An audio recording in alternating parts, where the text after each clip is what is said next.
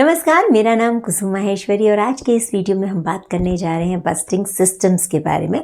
Budget आपको पता है, बजट का मतलब ही ये होता है कि आपके पास जो रिसोर्सेज हैं वो थोड़े हैं और जो ज़रूरतें हैं या जो काम आपने करने हैं वो बहुत ज़्यादा हैं। तो आपने बजट जो है इन दोनों के बीच में जो है कोऑर्डिनेशन बिठाता है। तो बजटिंग सिस्टम्स जो हैं वो बहुत सारे हैं। हम बात कर रहे हैं, देखो बजट तो हम घर का भी बनाते हैं, कंपनी का भी बजट बनता है और देश का भी बजट बनता है, लेकिन यहाँ पर हम देश के बजट की बात कर रहे हैं और उसके लिए ये कई तरह के मेथड्स हैं जो टाइम टू टाइम इस्तेमाल किए गए अलग अलग कंट्रीज़ में और अभी भी इस्तेमाल हो रहे हैं। हम यहाँ particularly planning and program budgeting की बात कर रहे हैं। तो प्लानिंग एंड प्रोग्राम यानी PPBS कहते हैं इसको। तो PPBS जो है एक रिसोर्स एलोकेशन का एक तरीका, एक सिस्टम है जिससे गवर्नमेंट की एफिशिएंसी भी बढ़ती है और इफ़ेक्टिवनेस भी आती है उसके काम में। ठीक है, तो ये जो सिस्टम था ये सबसे पहली बार लॉन्च हुआ 1960 के अंदर अमेरिका के अंदर। जो प्रेसिडेंट कैनेडी थे उन्होंने इस्तेमाल किया था इसको डिफेंस डिपार्टमेंट में। ओनली एक ही डिपार्टमेंट में, एक ही सेक्टर में इसको इस्तेमाल किया गया, पर इसका काम इतना अच्छा रहा, इस रिजल्ट्स अच्छे रहे और उसके रिजल्ट से जो है आउटकम से प्रभावित होकर जो नेक्स्ट प्रेसिडेंट थे प्रेसिडेंट जॉनसन जो है, उन्होंने 65 के अंदर अमेरिका के अंदर ये सारे डिपार्टमेंट्स में लागू कर दिया। इंडिया ने भी इसी ड्यूरेशन में इसको इस्तेमाल किया 60s 70s के अंदर।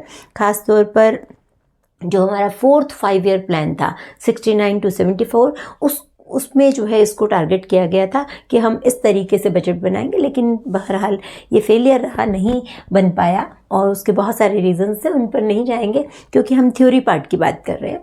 तो इसके स्टेप्स की चर्चा कर लेते हैं कि जो PPBS है वो किस तरीके से बनाया कैसे जाता है, PPBS के तहत बजट कैसे बनाया जाता है।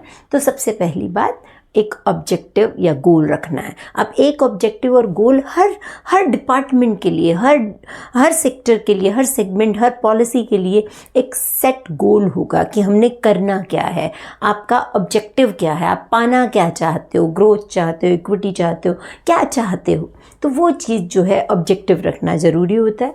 फिर वो ऑब्जेक्टिव के अकॉर्डिंग जो है आपको अपना पाथ चुनना पड़ेगा, कोई स्ट्रैटेजी बनानी पड़ेगी कि मान लीजिए आप चाहते हो कि एक सेगमेंट की बात कर लें एग्जांपल के तौर पे ताकि इजी हो जाए इसको समझना। मान लीजिए कि हम चाहते हैं कि रोड नेटवर्क बहुत अच्छा हो जाए। ठीक है, तो रोड नेटवर्क को अच्छा करने के लिए आपको रोड्स बनानी है, तो अलग अलग रोड्स के लिए प्रोजेक्ट्स आएंगे। तो उन सब प्रोजेक्ट्स को, उन सब ऑर्डर, मान लीजिए आपके शहर से दिल्ली तक की रोड बनानी है, तो आपके शहर से दिल्ली तक आने के कई सारे रास्ते होंगे। तो जो टीम होगी वो ये देखेगी कि कौन सा रास्ता जो है ज़्यादा, पहले तो आपको आइडेंटिफाई करना पड़ेगा कि भाई आपके शहर से दिल्ली तक रोड बनानी है। फिर उसके बाद उसके जो कई सारे रास्ते हैं उन सारे रास्तों को कॉस्ट बेनिफिट एनालिसिस के बेसिस पे या फ्यूचर में इस्तेमाल के बेसिस पे कौन कौन से शहरों को वो कनेक्ट करेगी, किन किन स्टेट्स में से होके वो निकलेगी, तो वो सारा चेकआउट करना पड़ेगा और फिर ये पता चलेगा कि भाई इसका क्या फ़ायदा है और क्या नुकसान है और इसमें क्या कॉस्ट आएगी और इसके फ़ायदे कितने ज़्यादा होंगे। तो वो सारा उसके बेसिस पे आपका जो अल्टरनेटिव होगा, अल्टरनेटिव यानी कि वो एक स्पेसिफिक रोड, वो एक पाथ जो है वो सिलेक्ट होगा। ठीक है, फिर उसकी डिटेल्ड प्लानिंग होगी कि भाई ये बनाना है तो उसके लिए आपको रास्ते भी खाली करवाने पड़ेंगे, कहीं पे पेड़ काटने पड़ेंगे, कहीं पे किसी की घर या दुकान आती होगी तो वो उठवानी पड़ेगी, वो खरीदनी पड़ेगी, एक्वायर करनी पड़ेगी ज़मीन। तो वो सारी चीज़ें जो हैं वो चेकआउट होंगी और उसमें आपको ये ध्यान देना पड़ेगा कि भाई इन शहरों में से जाएगी तो आपका काम धंधा या जो भी लोगों की कनेक्टिविटी कितनी बढ़ती है उससे। तो वो सारी चीज़ें ध्यान में रखते हुए प्रोग्राम बनेगा और उसके बाद उसके लिए पैसे, उसके लिए रिसोर्सेज ट्रांसफ़र होंगे कि कितने लोग चाहिए, उसके लिए कितने रुपए चाहिए, कितना बजट चाहिए। तो वो सारा का सारा बनेगा और उसके बाद उसकी मतलब एक टाइमलाइन के अकॉर्डिंग उसकी इम्प्लीमेंटेशन शुरू होगा, उस पर काम करना शुरू होगा और उसकी मतलब टारगेट्स होंगे ना छोटे छोटे कि भी 6 महीने में इतनी बन जानी चाहिए, 2 महीने में इतनी बन जानी चाहिए। तो वो सारे के सारे की मॉनिटरिंग होगी उस प्रोग्राम की। तो इस तरीके से एक छोटे से काम की बात की हमने, तो ये सारे के सारे डिपार्टमेंट में इसी तरीके से काम होगा। ये सिस्टम जो है किस तरीके से कारगर है या बेहतर है, तो सबसे पहली बात है कि जितने ऑल्टरनेटिव्स अवेलेबल होते हैं उन सबको स्टडी करता है और उसमें से बेस्ट को जो है चूज़ करता है हमेशा। और ये जो चॉइस है वो भी क्वांटिटेटिव असेसमेंट के बेसिस पे होती है, यानी डेटा इकट्ठा किया जाता है, उसी के बेसिस पे वो अल्टरनेटिव को चूज़ भी किया जाता है और उसके अचीवमेंट्स को भी जो है वो डेटा के बेसिस पे वैलिडेट किया जाता है। तो इसलिए वो आपका ज़्यादा ईमानदारी से दिखाया जा सकता है।